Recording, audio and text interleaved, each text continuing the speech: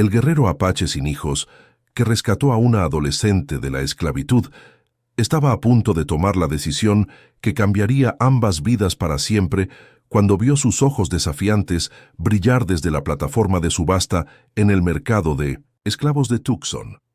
La mano de Nalnish se movió instintivamente hacia el mango de su cuchillo mientras observaba el sórdido desfile de almas humanas siendo vendidas como ganado en el polvoriento almacén. El año 1863 había sido brutal para el territorio de Arizona, y las familias desesperadas estaban tomando decisiones desesperadas.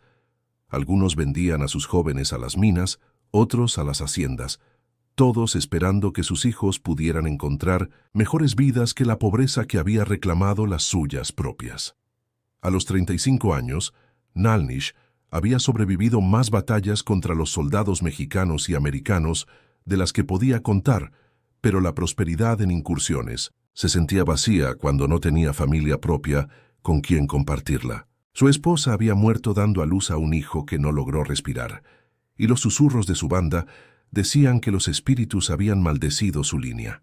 ¿De qué servía un guerrero que no podía engendrar herederos? La voz del subastador cortó a sus pensamientos.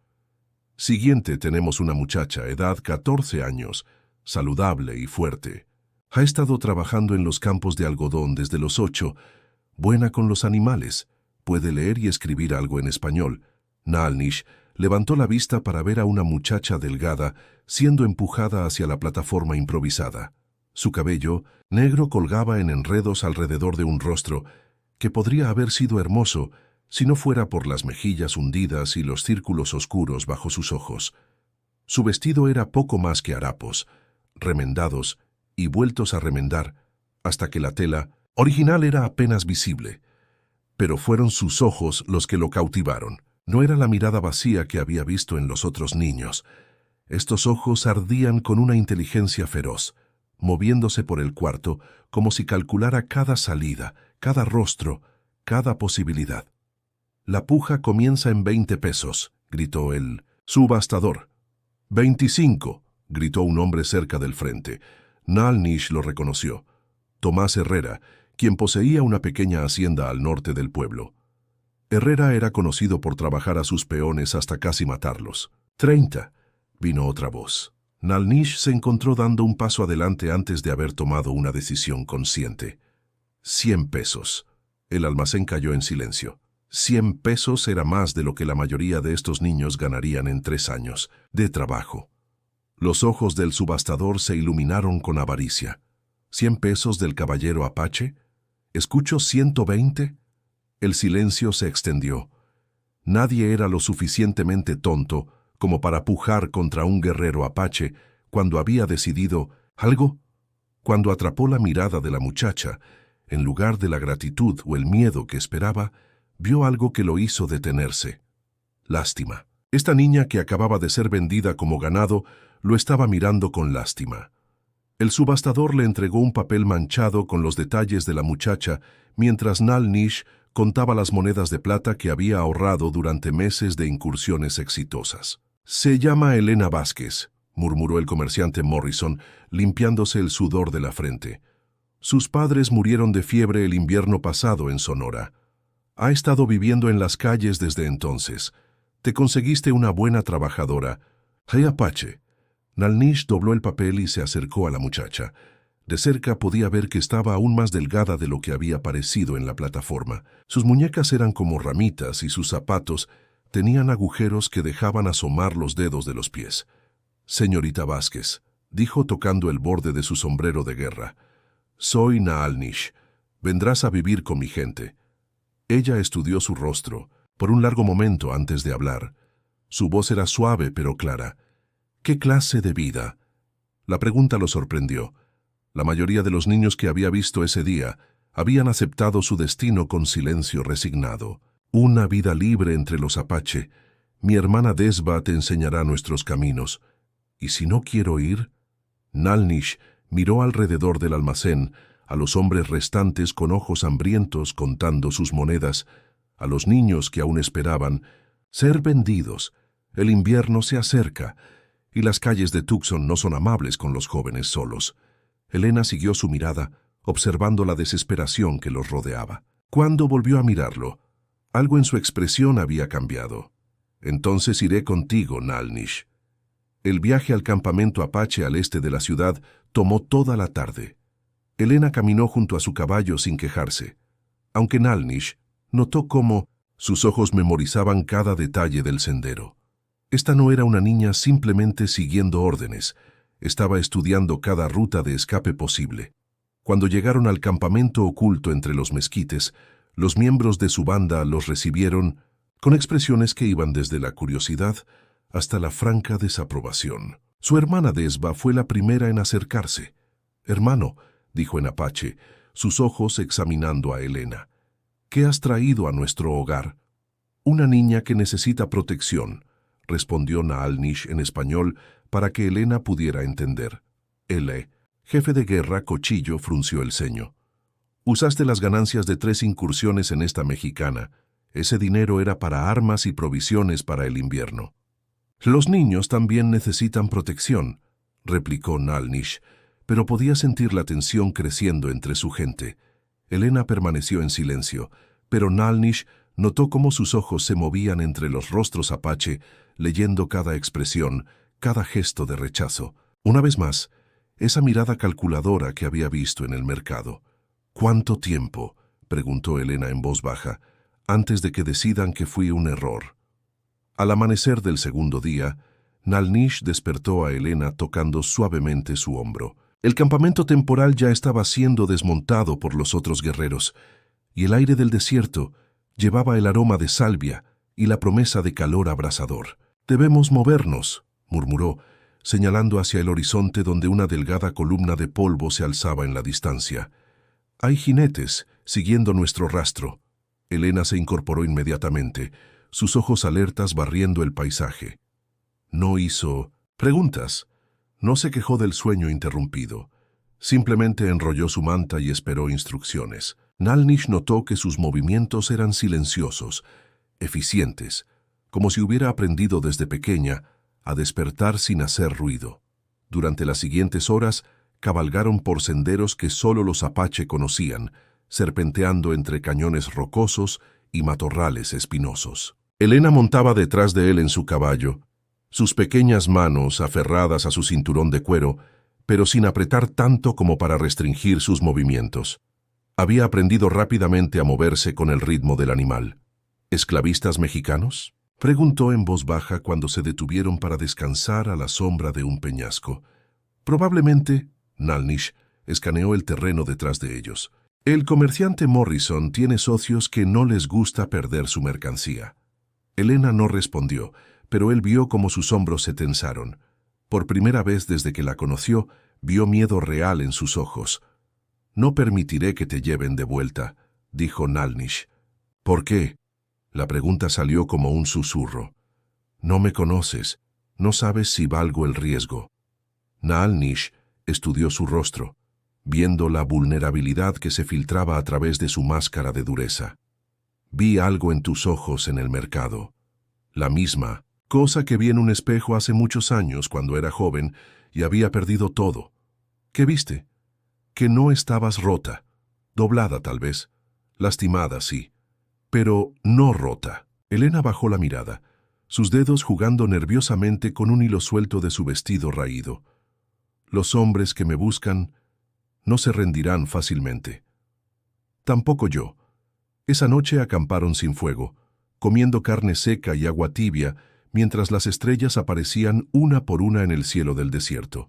Elena se sentó apartada, observando a Naalnish mientras él verificaba sus armas y estudiaba el terreno circundante. «¿Tienes familia esperándote?», preguntó ella finalmente. «Mi hermana Desba.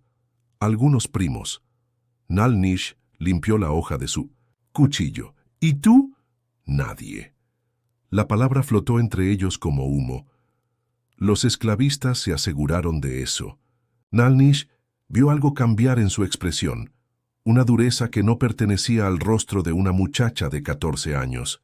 En ese momento, supo que Elena había visto y sufrido cosas que la mayoría de los adultos nunca conocerían. «Mañana llegaremos a territorio apache seguro», dijo. Allí podrás decidir qué clase de vida quieres construir. ¿Y si los perseguidores llegan antes? Nalnish sonrió grimly, su mano descansando en su rifle. Entonces aprenderán por qué los apache defendemos lo que es nuestro. El campamento apache se extendía por el valle oculto como un pueblo en miniatura, con wickiups de ramas y pieles dispersos entre los robles y pinos piñoneros. Elena se aferró más fuerte al cinturón de Naalnish mientras descendían por el sendero serpenteante, sintiendo las miradas de docenas de ojos observándola desde las sombras. Una mujer emergió de la wickiup más grande, su paso firme y decidido. Desba tenía los mismos ojos penetrantes que su hermano, pero su rostro mostraba una sabiduría maternal que hablaba de años criando niños y sanando heridas. Su cabello negro con hebras plateadas estaba trenzado con cuentas de turquesa y vestía un huipil de ante adornado con diseños geométricos. «Hermano», dijo en apache, luego cambió al español al ver a Elena. «Has traído una niña mexicana a nuestro hogar sagrado, una niña que necesita protección», respondió Naalnish ayudando a Elena a desmontarse. «Como nosotros una vez la necesitamos». Desba estudió a Elena con ojos que parecían ver más allá de la superficie. «¿Cómo te llamas, pequeña?» «Elena». «Vázquez», murmuró, sus manos temblando ligeramente. «Aquí tendrás un nuevo nombre cuando lo merezcas», dijo Desba suavemente. «Pero primero debemos ver si puedes vivir como apache». Los ancianos del consejo se reunieron esa tarde bajo el gran roble que dominaba el centro del campamento. Elena se sentó en silencio mientras los hombres mayores debatían su destino en un apache demasiado rápido para que ella comprendiera completamente, pero el tono era claro: desaprobación. «Es mexicana», gruñó un anciano de rostro curtido. «Su gente ha matado a nuestros hijos, quemado nuestros hogares». «Ella no eligió nacer mexicana», replicó Naalnish, «como nosotros no elegimos nacer apache. Los espíritus no bendecirán nuestro campamento con sangre extranjera», murmuró otro. Desba se levantó, su voz cortando a través del murmullo de voces masculinas. «Los espíritus me han mostrado sueños de esta niña. Viene por una razón que aún no entendemos». Elena sintió todas las miradas volviéndose hacia ella. En el mercado de esclavos había sido invisible, solo otra mercancía. Aquí era el centro de una controversia que podría dividir a la banda. «¿Qué habilidades tienes?», preguntó el jefe del consejo directamente. «Puedo leer y escribir en español», respondió Elena, su voz apenas audible. «Sé coser, cocinar, cuidar animales». «Habilidades mexicanas», escupió uno de los guerreros más jóvenes. «¿Qué sabes de nuestros caminos?» «Nada», admitió Elena, «pero puedo aprender».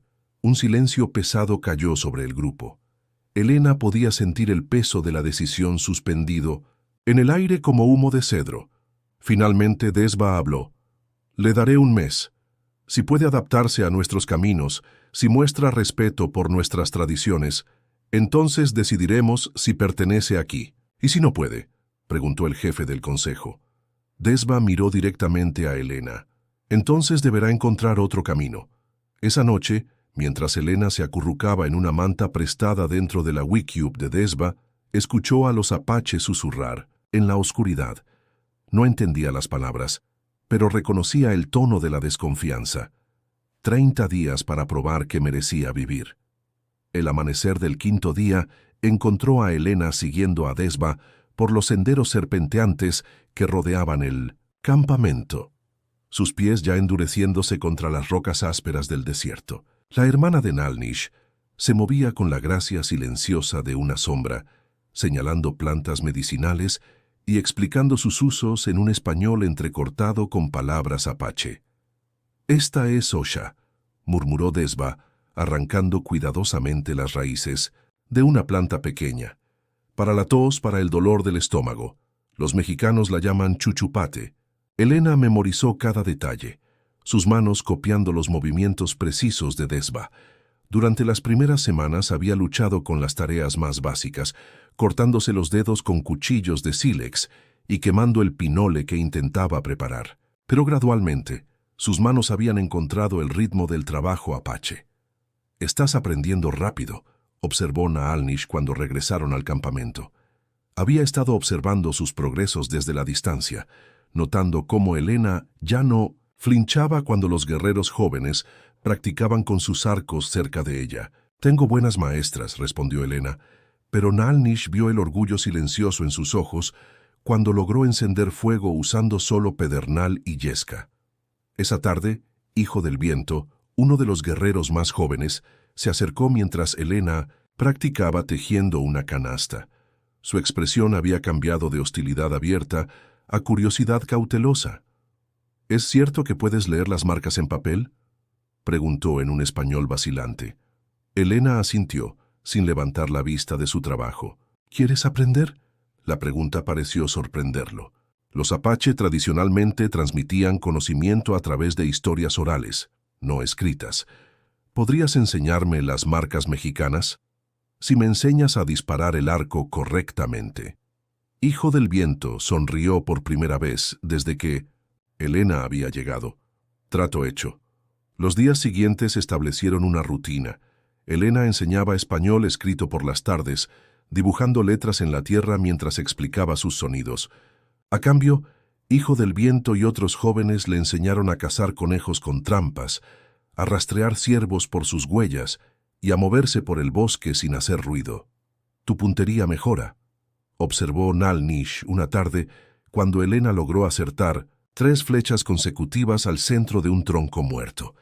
«Desba dice que tengo ojos de halcón», respondió Elena, limpiando el sudor de su frente. Su piel se había oscurecido bajo el sol del desierto, y sus brazos mostraban los músculos definidos de semanas de trabajo duro.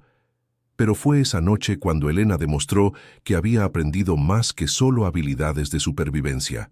Mientras el campamento dormía, escuchó el suave pisoteo de cascos acercándose desde el sur.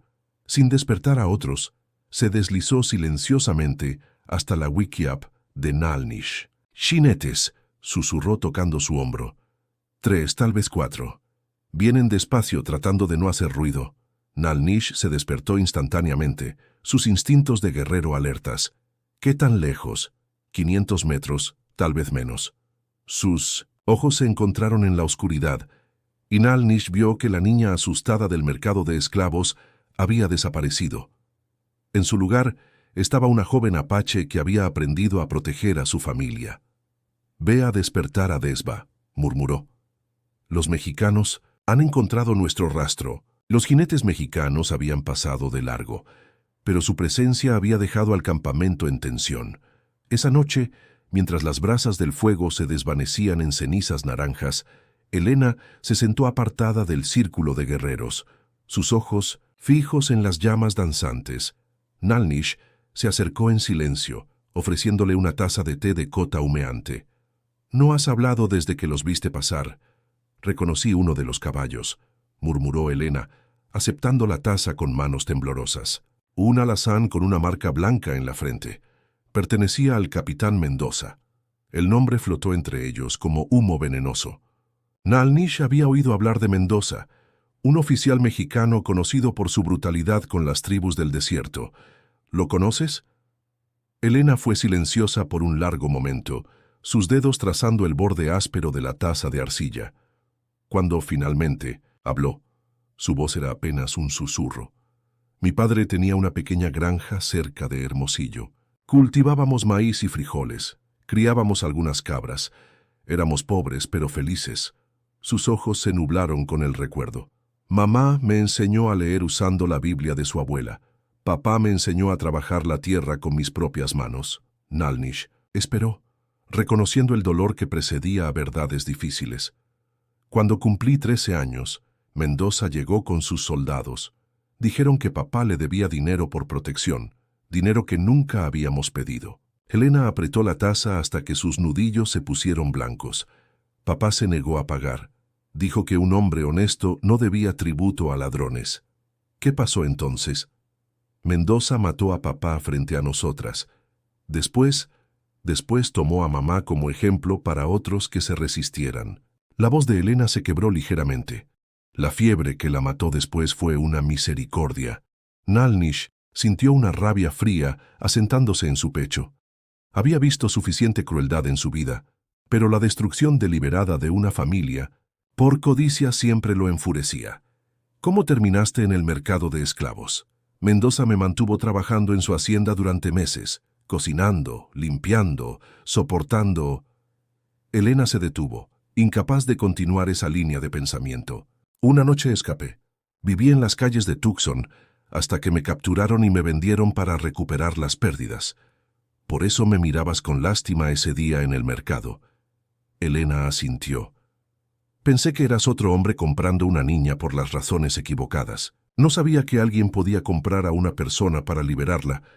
Se sentaron en silencio compartido, el peso de su historia flotando entre ellos como incienso. Finalmente, Nalnish habló. El capitán Mendoza nunca dejará de buscarte. Lo sé. Elena levantó la mirada, y Nalnish vio que el miedo había sido reemplazado por una determinación férrea. Pero ya no soy la niña indefensa que huyó de su hacienda. Ahora sé cómo luchar. Y ahora tienes familia que luchará contigo. Elena sonrió por primera vez en días, pero sus ojos permanecieron vigilantes hacia el horizonte sur, donde los fantasmas de su pasado cabalgaban en la oscuridad. El explorador apache regresó al campamento al amanecer con noticias que helaron la sangre de todos los presentes.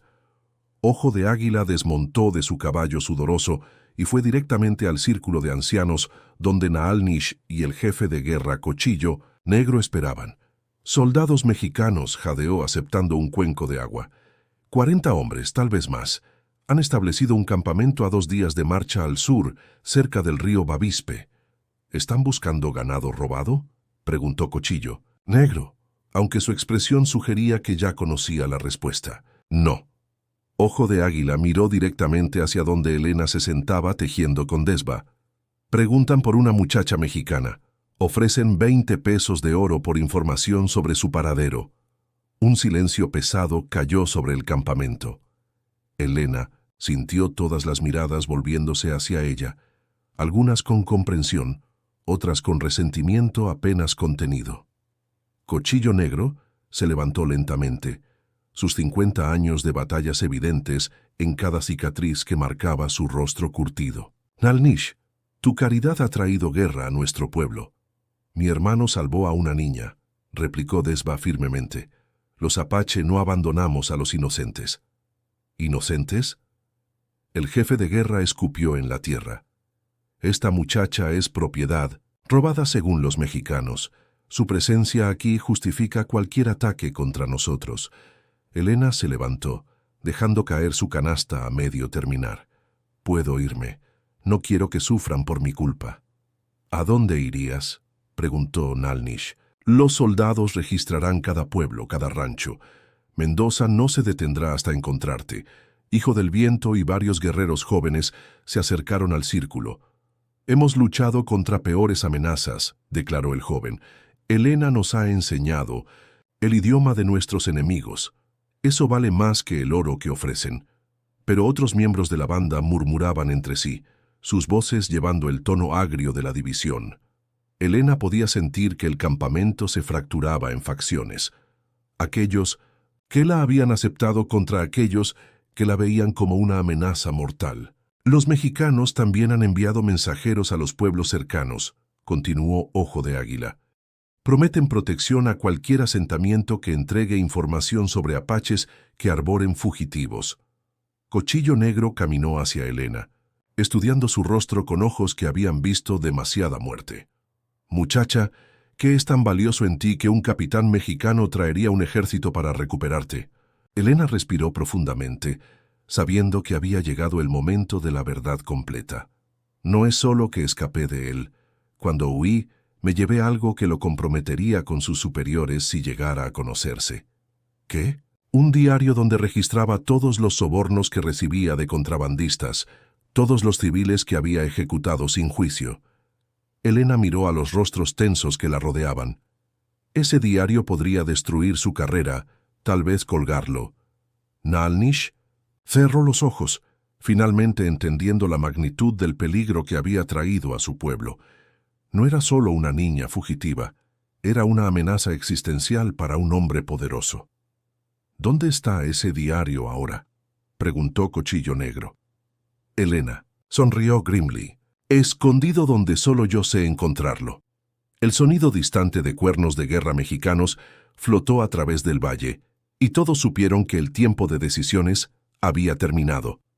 El capitán Alejandro Mendoza estudió el mapa extendido sobre la mesa plegable de su tienda, sus dedos trazando los senderos serpenteantes que conducían hacia las montañas Chiricahua. A los 38 años, su rostro llevaba las marcas de una década sirviendo en las fronteras más brutales de México, pero sus ojos conservaban la frialdad calculadora que lo había convertido en el terror de las tribus del desierto. Sargento Morales, gruñó sin levantar la vista del mapa, ¿qué han reportado los exploradores? El sargento, un hombre fornido con una cicatriz que le atravesaba la mejilla izquierda, se acercó a la mesa. Los apaches han estado moviéndose hacia el norte, mi capitán. Nuestros informantes en Tucson confirman que un guerrero apache compró a la muchacha en el mercado hace 6 semanas. Mendoza sintió que su mandíbula se tensaba. Elena Vázquez había sido más que una simple sirvienta en su hacienda. Había sido la única testigo de transacciones que podrían colgarlos si llegaran a oídos de sus superiores en la Ciudad de México. El diario que se había llevado cuando escapó contenía evidencia suficiente para destruir no solo su carrera, sino su vida. ¿Cuántos hombres necesitaremos?, preguntó, enrollando el mapa con movimientos precisos. Los apaches son tal vez 30 guerreros, pero conocen el terreno mejor que nosotros, respondió Morales. Recomiendo 60 soldados, más los exploradores Kiowa que contratamos. Hecho. Mendoza se dirigió hacia la entrada de la tienda, donde podía ver a sus hombres preparando armas y provisiones. Pero quiero que esto quede claro, sargento. No estamos aquí para negociar. La muchacha regresa conmigo, viva. Los apaches que se interpongan en nuestro camino serán tratados como enemigos del Estado. ¿Y si se resisten? Los ojos de Mendoza se endurecieron. Entonces les enseñaremos el precio de arbolar fugitivos. Mientras tanto, a 20 kilómetros al norte, Elena observaba desde un risco elevado, mientras Ojo de Águila y otros exploradores apache regresaban con informes inquietantes. El campamento de Mendoza crecía cada día, reforzado por mercenarios y colaboradores indígenas atraídos por las recompensas mexicanas. «Está reuniendo un ejército», murmuró Nalnish, uniéndose a ella en el mirador. «No es solo una incursión de castigo. Esto es una campaña militar». Elena sintió el peso familiar del miedo en su estómago, pero ahora estaba mezclado con algo nuevo. Rabia. Mendoza no se detendrá. Nunca se ha detenido cuando quiere algo. ¿Qué tan lejos llegaría para recuperarte? Quemaría todo este valle si fuera necesario. Elena se volvió hacia Naalnish, sus ojos brillando con determinación feroz. Pero hay algo que no sabe. ¿Qué? Ya no soy la niña indefensa que huyó de su hacienda. Ahora sé pelear como apache. Elena tocó el cuchillo que Desva le había regalado, su mango de hueso pulido suave bajo sus dedos callosos. Y tengo familia que vale la pena defender. Nalnish sonrió Grimly. Entonces le enseñaremos al capitán Mendoza que los apache protegemos lo que amamos. Abajo en el valle, el humo de las fogatas mexicanas se alzaba como pilares negros contra el cielo del atardecer, y ambos sabían que la guerra había llegado finalmente a su hogar. El ataque comenzó al amanecer, con el grito ensordecedor de cuernos mexicanos resonando por todo el cañón. Elena se agazapó detrás de las rocas defensivas que los apache habían apilado durante la noche. Su rifle Spencer que Naalnish le había dado temblando ligeramente en sus manos. ¡Mendoza! La voz del capitán cortó el aire matutino como una navaja. Entrega a la muchacha y nadie más morirá. Cuchillo Negro respondió desde su posición en los riscos superiores, su voz llevando décadas de desafío apache. Los hijos del desierto no entregan a su familia a los perros mexicanos. Los primeros disparos vinieron del flanco este, donde un grupo de soldados intentaba escalar las paredes rocosas del cañón. Hijo del Viento y otros guerreros jóvenes respondieron con una lluvia de flechas que envió a los atacantes rodando. Hacia abajo entre gritos de dolor, Elena vio a Mendoza dirigiendo el asalto desde una formación protegida de rocas, su sable brillando al sol mientras gritaba órdenes a sus hombres. Por un momento, sus ojos se encontraron a través del humo de pólvora, y ella vio la misma frialdad despiadada que había destruido a su familia. «Elena», susurró Desva desde la posición adyacente, sangre goteando de un corte en su frente, donde una bala había astillado la roca. «Todavía puedes irte. Hay un sendero oculto en la pared norte». «No». Elena apuntó cuidadosamente y disparó, viendo con satisfacción cómo un soldado mexicano se tambaleaba hacia atrás. «Esta es mi familia ahora». La batalla rugió durante horas bajo el sol implacable del desierto. Elena había perdido la cuenta de cuántas veces había recargado su rifle, sus manos moviéndose con la eficiencia que le habían enseñado semanas de entrenamiento. A su alrededor, los guerreros apache luchaban con la ferocidad de quienes defendían tierra sagrada. Pero los mexicanos tenían números y municiones superiores. Gradualmente, las defensas apache comenzaron a ceder. «Muchacha», la voz de Mendoza cortó por encima del ruido de batalla. «Puedo ver dónde te escondes. Ríndete ahora y perdonaré las vidas de estos salvajes». Elena sintió la tentación de rendirse, de terminar el sufrimiento de la gente que había llegado a amar, pero entonces vio a Nalnish, sangre corriendo por su brazo izquierdo, aún disparando con precisión mortal para proteger el flanco sur. «Nunca», gritó Elena emergiendo de su cobertura. «Si me quieres, Mendoza, ven por mí». Su desafío público cambió algo en el campo de batalla. Los guerreros apache rugieron su aprobación y su resistencia se intensificó. Hijo del Viento lanzó una carga desesperada que rompió temporalmente la línea mexicana. Pero fue cuando Elena vio a Mendoza avanzando directamente hacia ella, su pistola en una mano y su sable en la otra, que supo que el momento final había llegado. «Tu padre murió como un cobarde», gritó Mendoza mientras se acercaba. «¿Morirás tú con más honor?» Elena levantó su rifle, sus manos completamente firmes ahora. «Descúbrelo tú mismo, asesino». El disparo resonó por todo el cañón, y el destino de ambos se decidió en un instante de humo y sangre. El cuerpo de Mendoza yacía inmóvil entre las rocas ensangrentadas, un agujero de bala atravesando su pecho, donde el corazón había dejado de latir. Elena permaneció de pie sobre él, el rifle aún humeando en sus manos, mirando el rostro que había perseguido sus pesadillas durante meses. «Se acabó», murmuró Nalnish, acercándose con el brazo izquierdo colgando inútil. «Los soldados restantes están huyendo hacia el sur». Pero Elena no sintió alivio, solo un vacío extraño donde debería haber estado la satisfacción. A su alrededor, el campamento apache contaba sus pérdidas. 5 guerreros muertos, incluyendo a Ojo de Águila, cuyo valor había salvado a muchos otros. Docenas de heridos gemían, mientras las mujeres aplicaban emplastos de hierbas medicinales. «Esto es culpa mía», susurró Elena dejando caer el rifle. «Toda esta muerte, todo este sufrimiento, ¿por qué no pude dejarlo ir?» Desva se acercó, su rostro marcado por polvo y sangre seca, pero sus ojos ardían con fiereza maternal. «Culpa tuya. Fue culpa tuya que ese hombre destruyera tu familia. Fue culpa tuya que eligiera perseguirte como un animal. Pero trajeron guerra a tu pueblo, a nuestra gente. Niña». Cuchillo Negro se levantó de donde había estado honrando a los caídos, su voz ronca por el humo de batalla. «Los mexicanos han traído guerra a los apache durante generaciones. Tu presencia aquí solo les dio una excusa para hacer lo que siempre han querido hacer». Elena caminó entre los heridos, ofreciendo agua y palabras de consuelo en el apache que había aprendido. Sus manos temblaron cuando vendó una herida profunda en el hombro de Hijo del Viento, pero su voz permaneció firme.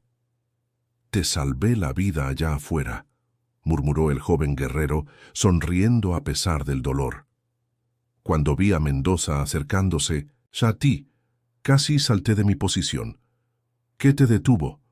Desba me agarró el brazo. Dijo que tenías que luchar esa batalla tú sola, que era la única manera de que fueras verdaderamente libre. Elena miró hacia donde Desba preparaba medicinas y comprendió la sabiduría profunda de la mujer que se había convertido en su segunda madre. El enfrentamiento con Mendoza no había sido solo sobre venganza, había sido sobre reclamar su propia fuerza. Esa noche, mientras el campamento se asentaba en un sueño inquieto, Elena se sentó junto al fuego con Nalnish. Su brazo estaba entablillado, pero insistía en permanecer despierto para la primera guardia. «¿Qué haremos ahora?», preguntó Elena. «Los mexicanos enviarán más soldados cuando no regrese Mendoza. Nos moveremos más al norte, hacia territorio más seguro». Nalnish la estudió con ojos que habían visto nacer una guerrera. «Pero hay algo diferente en ti ahora, Elena. Ya no eres la niña que protegemos. Eres la mujer que protege a otros».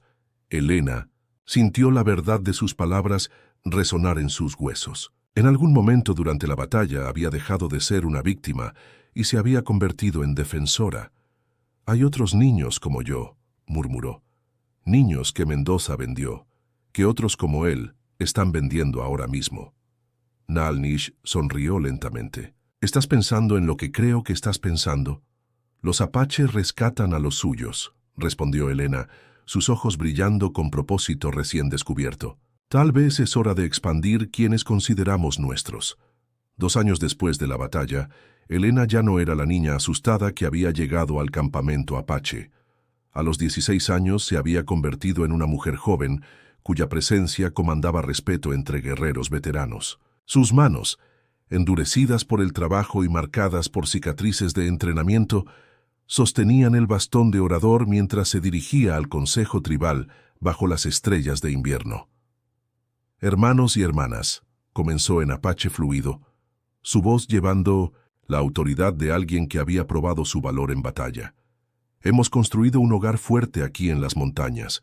Nuestros niños crecen sanos, nuestros guerreros son respetados, nuestras mujeres son sabias».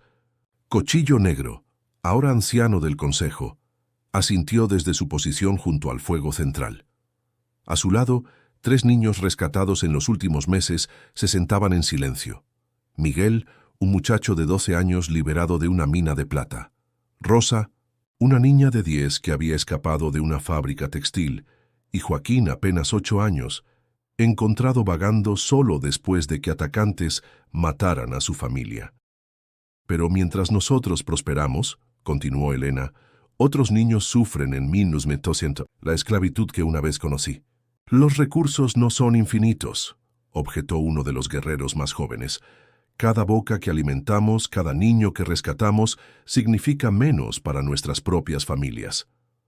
Naalnish se levantó, su brazo izquierdo aún rígido desde la batalla con Mendoza, pero su presencia tan imponente como siempre.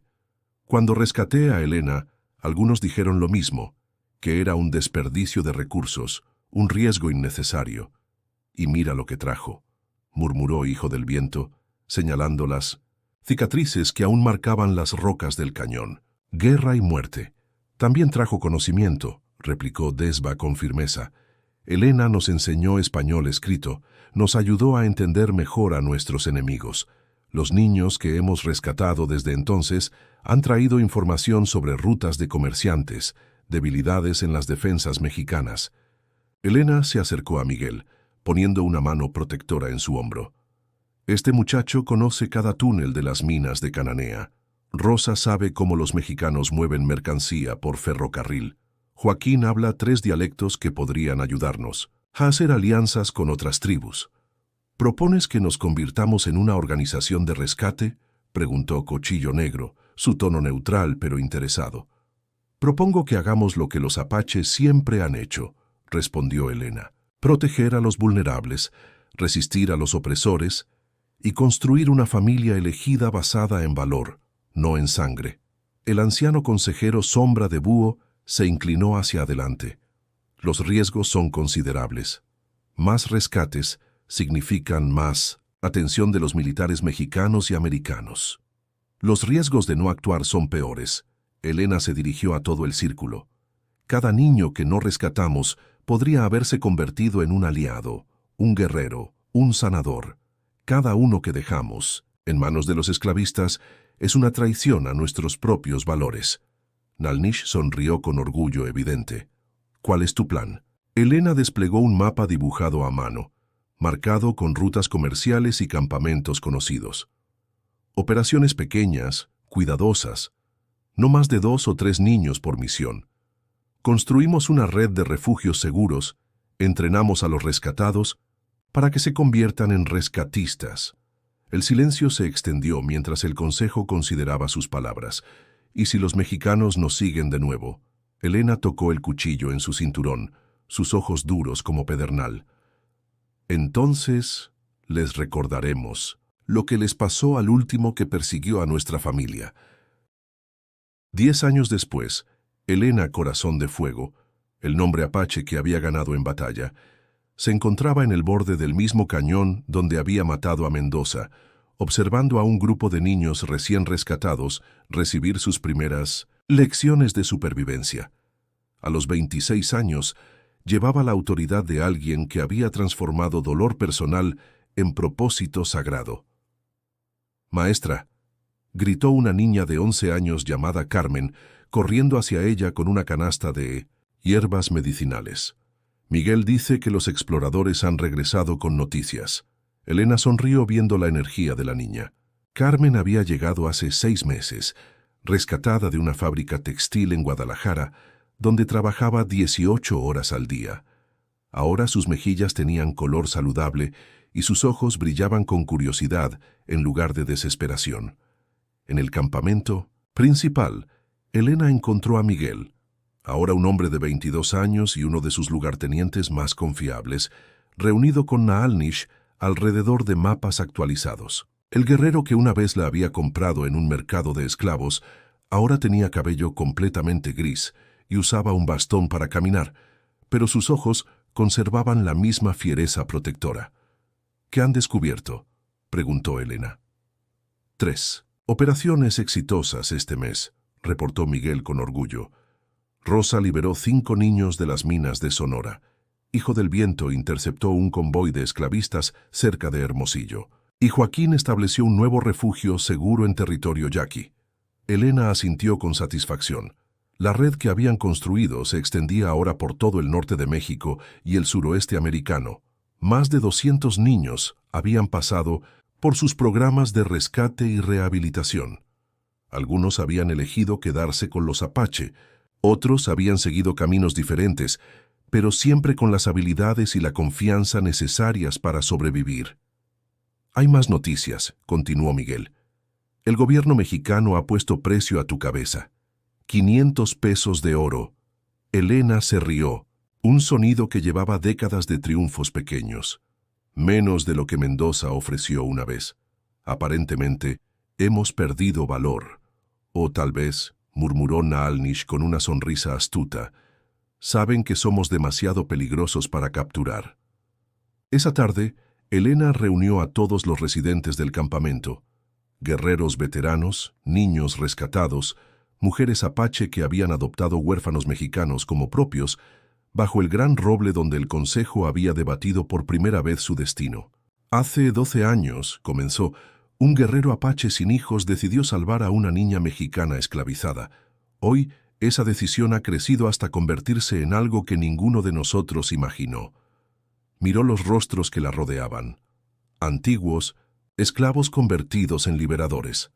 Guerreros apache que habían expandido su definición de familia. Niños que crecían libres gracias al valor de extraños. «Pero esto es solo el comienzo», continuó Elena. «Cada niño que salvamos salva a otros. Cada vida que liberamos libera a generaciones futuras». Nalnish se acercó, sus pasos lentos pero decididos. «La niña que compré por 100 pesos», dijo, «a la multitud, se ha convertido en algo que vale más que todo el oro de México». Elena sintió lágrimas picando sus ojos mientras abrazaba al hombre que había arriesgado todo por una extraña. «No», murmuró contra su hombro. «Me convertí en lo que siempre fui. Solo necesitaba a alguien que creyera que valía la pena salvarme».